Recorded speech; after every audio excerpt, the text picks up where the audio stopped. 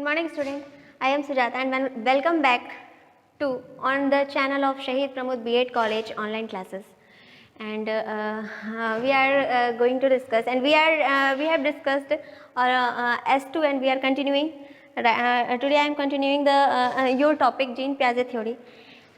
In previous classes we have discussed about what is the term, है ना, what is the term which is used by the Jean Piaget, है ना, in to drive their principle, to drive his principle. Then हमने क्या पढ़ा था कि जो पिछले क्लास में हमने पढ़ा था उसके बाद थोड़ा सा इंट्रोडक्शन जाने थे हम लोगों ने कि जीन पियाजे जो हैं वो एक स्विस साइकोलॉजिस्ट थे, है ना. उन्होंने अल्फ्रेड बिने के साथ काम किया था. हाँ, 1922 से 1923 ईस्वी के बीच में उन्होंने बुद्धि परीक्षण के तहत दोनों साथ में मिलके काम किया था, है ना. एंड इसी के दौरान उन्होंने एक कॉग्निशन का डेवलपमेंट थ्योरी के नाम पर, मतलब उन्होंने एक अपनी बुक क्या दी थी, principle of psychological concept formation, है ना. इस कंसेप्ट फॉर्मेशन की एक बुक आई थी जिसमें उन्होंने बच्चों के बारे में, बच्चों का जो संज्ञानात्मक विकास कैसे होता है उस चीज़ को उन्होंने बताया था. ठीक है. इसके बीच उन्होंने ये टर्म दिए थे, कुल कितने 8 टर्म दिए थे जिसको हम लोगों ने प्रीवियस क्लास में डिस्कस कर चुके थे हम लोग. उसमें पहला क्या था कि अनुकूलन था, अडेप्टेशन देखे थे, जिसको हम लोगों ने 2 पार्ट में डिवाइड किया था, एक असिमिलेशन और एक अकोमोडेशन. ठीक है. दूसरा हम लोगों ने क्या देखा था, इक्विलिब्रियम. दूसरा हम लोगों ने क्या देखा था, इक्विलिब्रियम. अब इक्विलिब्रियम में हम लोगों ने पढ़ा था क्या कि वो एक बैलेंस्ड वे है, वो एक बैलेंस्ड वे है क्या करने का, बच्चे को ज्ञान का सृजन, ज्ञान का की समझ बैठाने के लिए कि बच्चे आखिर सीखते हैं तो कैसे सीखते हैं. अगर उनके मन में कोई तर्कना या कोई सॉरी अगर उनके मन में कोई तर्कना आती है किसी वस्तु के प्रति तो डिसइक्विलिब्रियम की स्थिति पैदा होती है. कॉग्निटिव डिसइक्विलिब्रियम की स्थिति जब पैदा होती है तो फिर कैसे वो बैलेंस करते हैं, ये चीज़ हम लोगों ने देखा था इक्विलिब्रियम में. देन आफ्टर हमने देखा था संरक्षण में कि कंजर्वेशन का जो लॉ है कि बच्चे कैसे संरक्षित करते हैं अपने आप को किसी भी थिंकिंग के प्रति, कैसे वो बच्चे सोच को अपने में संरक्षित कर पाते हैं. देन आफ्टर हमने संज्ञानात्मक संरचना, कॉग्निटिव स्ट्रक्चर को जाना था, है ना, कि ये एक मेंटल प्रोसेस है, और फिर मेंटल संक्रियाओं को भी जाना था last time. Then last class में देन स्कीम्स और स्कीमा, डिसेंट्रलाइजेशंस सारे हम लोग देख लिए थे. अब इन्हीं टर्मों का यूज़ करके जो हमारे जीन पियाजे महोदय थे उन्होंने अपना एक सिद्धांत रखा और उन्होंने कहा कि बच्चे जो हैं वो अपने आयु के अनुसार, है ना, एक्सपीरियंस भी और मैच्योरिटी लेवल दोनों का जो समावेशन होता है, इनका प्रिंसिपल का मेन जो थीम है वो यही है. क्या है, मैच्योरेशन लेवल. मैच्योरेशन लेवल और बच्चे के एक्सपीरियंस और मैच्योरेशन लेवल. तो इसमें उन्होंने बोला था कि मतलब अभी फिर उन्होंने बच्चे को जो अब बच्चे को जब समझने की बात आती है कि बच्चे आखिर सीखते कैसे हैं, बच्चे आखिर अपने बुद्धि का विकास कैसे करते हैं, तो उन्होंने अपने संज्ञान का विकास कैसे करते हैं, तो उन्होंने बच्चे को कुछ कैटेगरी में डिवाइड कर दिया कि मतलब हाँ, इतने से इतना एज होगा तो बच्चे में ये क्षमता आ जाएंगी, इतने से इतने एज पे बच्चा ये सीख लेगा, उससे आगे जाने पे बच्चा वो चीज़ जान जाएगी, और है ना. तो बच्चे ने जब पियाजे ने अपने परीक्षण में इन तरह से अपने प्रिंसिपल को रखना चाहा, देन उन्होंने क्या कहा कि बच्चे का जो संज्ञानात्मक विकास होता है, सोचने समझने की क्षमता होती है, वो मुख्य रूप से 4 कालों में विभाजित होती है ना. उन्होंने 4 काल बताए. 4 काल क्या बताए उन्होंने,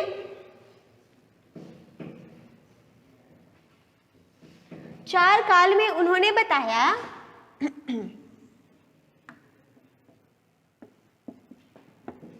है ना. तो उन्होंने 4 काल दिया जिसमें पहला था उनका संवेदी पेशीय अवस्था. संवेदी पेशीय अवस्था, संवेदी पेशीय अवस्था, जिसको हम लोगों ने क्या इंग्लिश में क्या बोलेंगे, सेंसरी मोटर स्टेज.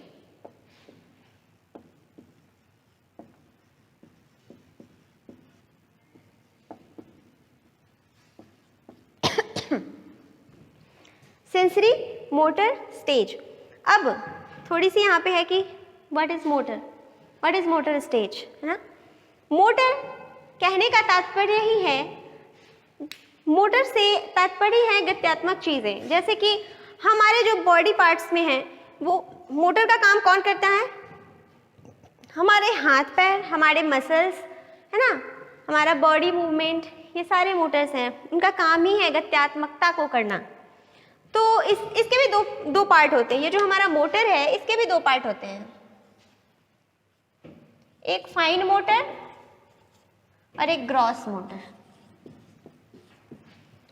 तो ग्रॉस मोटर में हमारा मसल्स आ गया, है ना, हमारे पैर आ गए, थाई, है ना, एंड फाइन मोटर में हमारी उंगली की जो एक्टिविटी होती है जैसे लिखना, तो वो हमारे फाइन मोटर्स के द्वारा ही होता है। तो मोटर आ गया कि हाँ सेंसरी मोटर स्टेज। तो बच्चे वो क्या है, सेंसरी मोटर स्टेज में इन्हीं मोटर पार्ट्स का यूज करके, I mean motor, sensory motor का यूज करके बच्चे सीखते हैं अपनी इस अवस्था में, जो इन्होंने 4 कैटेगरी में डिवाइड किया। उसमें जो पहला कैटेगरी था वो सेंसरी मोटर स्टेज था, ठीक है। देन सेकंड में है उनका पूर्व संक्रियात्मक अवस्था, है ना।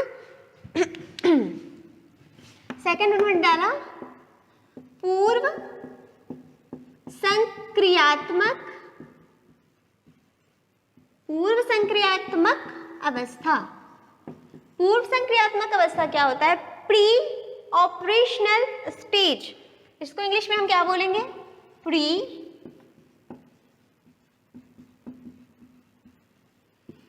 Operational stage. पूर्व संक्रियात्मक अवस्था, प्री ऑपरेशनल स्टेज। इसका भी उन्होंने एक काल दिया था, उस पर हम आते हैं। पहले हम चारों पार्ट को देख लेते हैं। उसके बाद थर्ड वन था मूर्त संक्रियात्मक अवस्था। तीसरा उन्होंने जो दिया उसका नाम था मूर्त संक्रियात्मक अवस्था। मूर्त संक्रियात्मक अवस्था में कंक्रीट ऑपरेशनल स्टेज, इसको हम इंग्लिश में बोलते हैं concrete operational stage. Concrete operational stage, है ना। सभी को हम बारी बारी से समझेंगे। कैटेगरी क्या है, पहला है संवेदी पेशी अवस्था, सेंसरी मोटर स्टेज। दूसरा है पूर्व संक्रियात्मक अवस्था, प्री ऑपरेशनल स्टेज। और तीसरा है मूर्त संक्रियात्मक अवस्था, कंक्रीट ऑपरेशनल स्टेज। चौथा में हम डालेंगे मूर्त संक्रिया, और चौथे में जो है वो है औपचारिक संक्रियात्मक अवस्था। क्या है औपचारिक संक्रियात्मक अवस्था, फॉर्मल ऑपरेशनल स्टेज।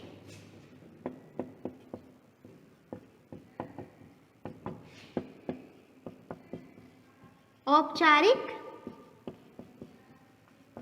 संक्रियात्मक अवस्था। औपचारिक संक्रियात्मक अवस्था मीन्स फॉर्मल ऑपरेशनल स्टेज। इसको हम इंग्लिश में क्या बोलेंगे, फॉर्मल ऑपरेशनल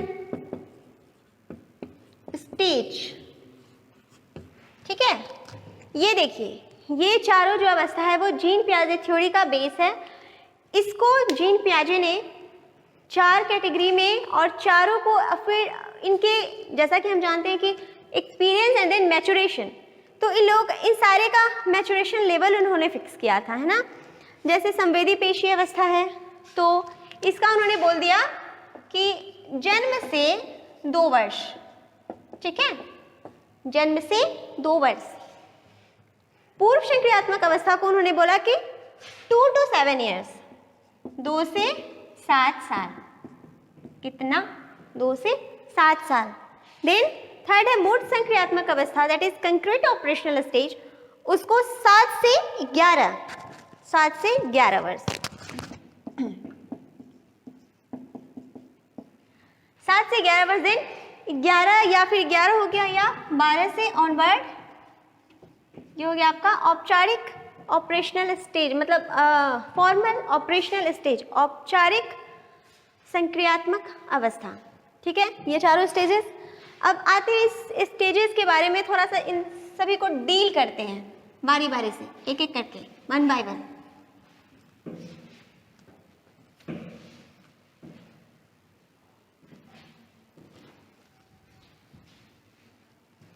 चलिए, नंबर 1 था क्या? संवेदी पेशीय अवस्था।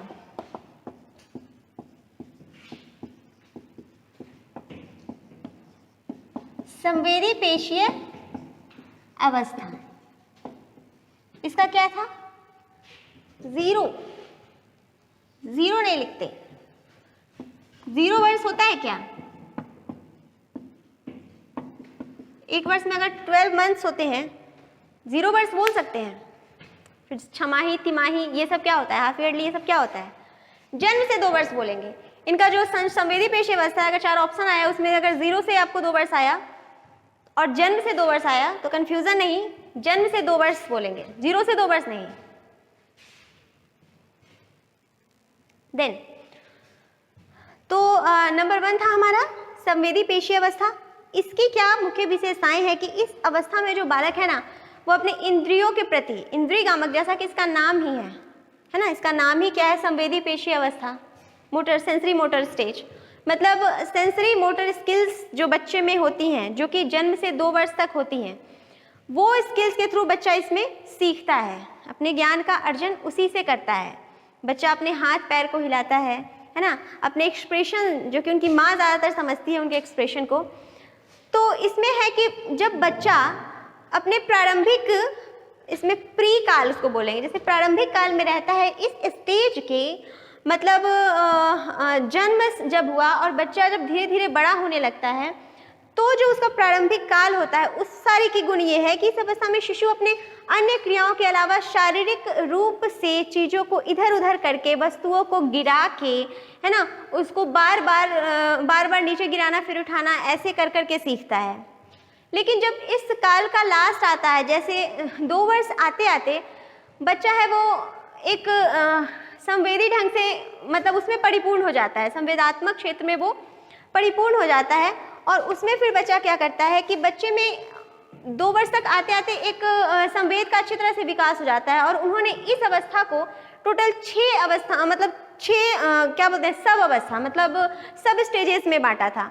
एक था उनका 0 से 1 माह, फिर 1 माह से 4 माह, फिर 4 माह से 8 माह, उसके बाद 8 से फिर 12 से 18 दिन, 18 से 24 मंथ्स, मतलब 6 पार्ट में डिवाइड करके जाना कि बच्चे आखिर इस स्टेज में सीखते कैसे हैं। तो इस अवस्था के प्रारंभ में बच्चे स्व का वातावरण बना लेते हैं, है ना। स्व का वातावरण मतलब जगत को, सारे जगत को उनमें ये अभी तक ये नहीं समझ होती कि कौन मेरा है कौन दूसरे का है ना। बस सभी चीज़ को देखते हैं, जानने समझने की कोशिश करते रहते हैं। एंड देन इस अवस्था का जब अंतिम चरण आता है तो वो शिशु स्व की धारणा का कंसेप्ट पूरा निर्माण कर लेता है। मतलब 2 वर्ष आते आते वो स्व की धारणा, कंसेप्ट ऑफ सेल्फ को वो जान जाता है। एंड देन उसके फलस्वरूप क्रमशः जो ज्ञानवाही, गतिवाही जिसको बोलेंगे सेंसरी मोटर रूपरेखा के थ्रू, उसके कंसेप्ट के थ्रू, सेंसरी मोटर के थ्रू वो मैनिपुलेट करने लगता है। मतलब अगर कोई चीज़ उसको मांगना हो तो वो इशारे में बात करेगा, है ना, इशारा करके मांगेगा। या फिर अगर उसको कुछ चाहिए तो वो अचानक से रोने लगेगा, क्योंकि वो जान गया है कि रो के ही काम हो सकता है। तो हर चीज़ों को वो देखने लगता है कि ये चीज़ है तो मेरा है। अगर किसी चीज़ को किसी ने छू दिया, अगर उसको वो चाहिए तो वो रोने लगा कि नहीं वो क्यों छू दिया। तो मतलब सेल्फ का जो एक कंसेप्ट है वो अभी इस अवस्था के लास्ट तक आते आते बच्चे में वो उस चीज़ का निर्माण हो जाता है। देन आफ्टर अगर हम सेकंड की बात करें, संवेदी पेशी अवस्था के बाद, है ना, तो पूर्व संक्रियात्मक अवस्था।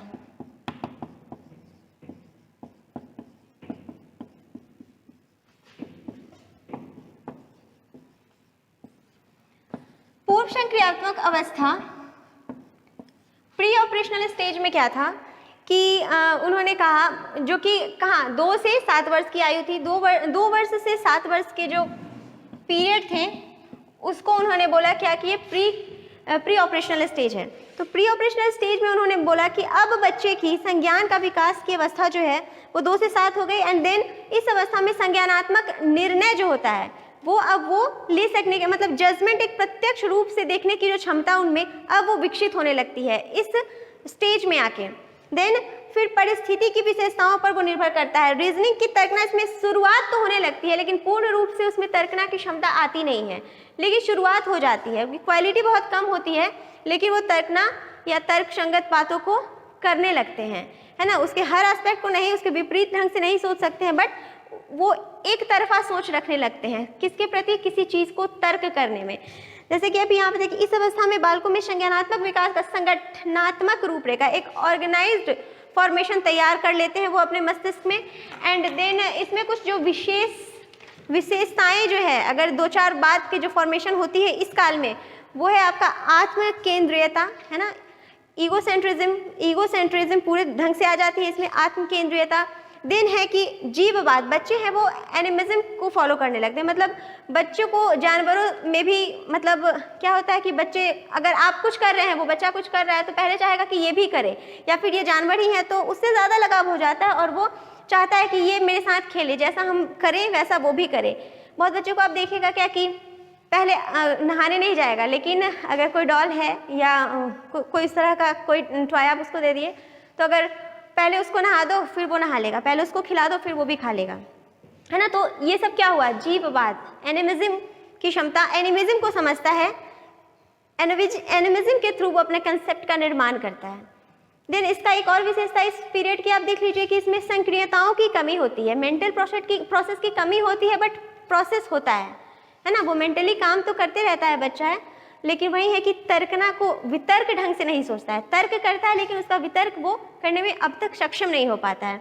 देन है क्रमबद्धता में कमी, है ना, क्रमबद्धता में भी कमी आती है, जैसे कि एक साइड से चला गया और उसको अपोजिट करने को बोलिए तो वो गड़बड़ा जाता है ना। जैसे कि आप देख लीजिए,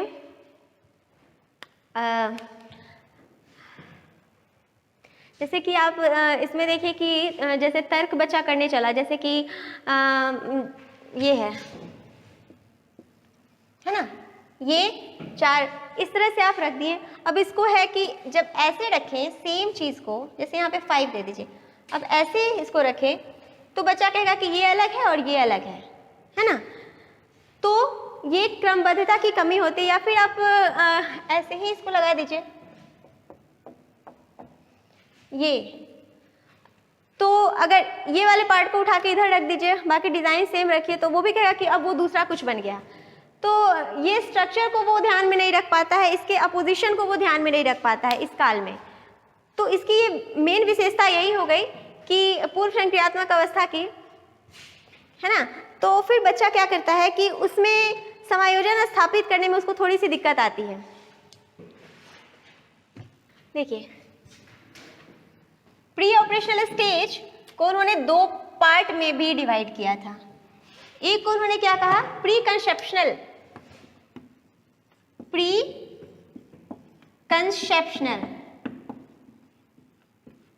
पहला उन्होंने बोला प्री कंसेप्शनल और दूसरा जो था उन्होंने बोला इंट्यूटिव पीरियड।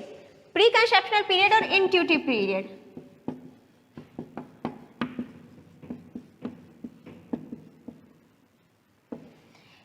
इसको 2 से 4 वर्ष और इसको 4 से 7 वर्ष। तो वो तो उनका जानने का नजरिया था, बच्चे को देखने और समझने का नजरिया था। तो उन्होंने 2 तरीके से इस स्टेज को उन्होंने 2 तरीके से देखा, एक प्री कंसेप्शनल और एक इंट्यूटिव पीरियड। प्री कंसेप्शनल में क्या बताते हैं कि बच्चा है वो इस स्टेज में ईगोसेंट्रिज्म पूर्ण रूप से अपना लेता है, इसमें ईगोसेंट्रिज्म आ जाती है और किसी भी बातों को वो अनुकरण करके और खेल करके सीखता है। हाँ, देन किसी वस्तुओं के बारे में अगर जानना हो तो उसको बार बार बहुत गौर से देखेगा। एंड देन वही ध्यान की अवधारणा, देन ध्यान लगा के देखेगा उसको और उसके बाद फिर वो उसका अनुकरण करेगा, तब जाके वो सीखता है। मतलब इस थ्योरी को वो अपनाता है, अनुकरण करने की थ्योरी। देन उन्होंने अपना विचार, मतलब सही उनको लगा कि चलो बच्चा अगर ऐसे देखता है तो बच्चा है वो उसी के इर्द गिर्द उसका विचार घूमते रहता है, जिस पर वो ध्यान केंद्रित करता है। तो ये 2 से 4 वर्ष की अवस्था तक बच्चे में ये सारी गुण आते हैं। देन उसके बाद क्या बोले कि 4 से 7 वर्ष में बच्चा क्या करने लगता है कि बालक भाषा जब सीखने अच्छे से लगता है, जब भाषा की समझ उसमें आ जाती है कि अभी अपने बातों को अभिव्यक्त कैसे करना है, एंड देन फिर वो है क्या कि चिंतन भी करने लगता है। लेकिन अभी तक उसमें इतनी गुण नहीं आती है कि अगर किसी चीज़ को पलट के दिया जाए, जैसे अगर मल्टीप्लाई करने के लिए 4 और 5 को दिया जाता है 4 into 5, देन अगर 5 into 4 दे दिएगा तो उसको लगेगा कि ये कुछ अलग चीज़ है, फिर उसको वो अपने तरीके से अलग ढंग से करने लगेगा, सोचने समझने लगेगा, फिर उसको सेम आंसर उसका आएगा। ऐसा ना करके वो फिर से वो सारा प्रोसेस करने लगेगा जो एक मल्टीप्लिकेशन में होता है। तो उसके बाद है कि चिंतन एवं तर्क करना वो प्रारंभ कर देता है, चीज़ों में क्रमबद्धता देखना शुरू कर देता है इस पीरियड में। किसमें? 4 से 7 वाले में। और इसमें बालक ज़्यादातर रटंत प्रणाली का यूज़ करता है ना। करके देखने से ज़्यादा वो चाहेगा कि हम किसी चीज़ को रट के सीख लें।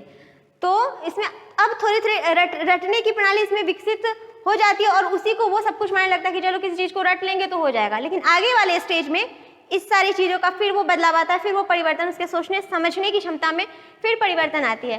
तो आज की क्लास तक इतना ही। नेक्स्ट जो स्टेजेस थे, बाकी 2 जो स्टेप हमारा बचता है उसको हम अपने नेक्स्ट क्लास में डील करेंगे। Thank you.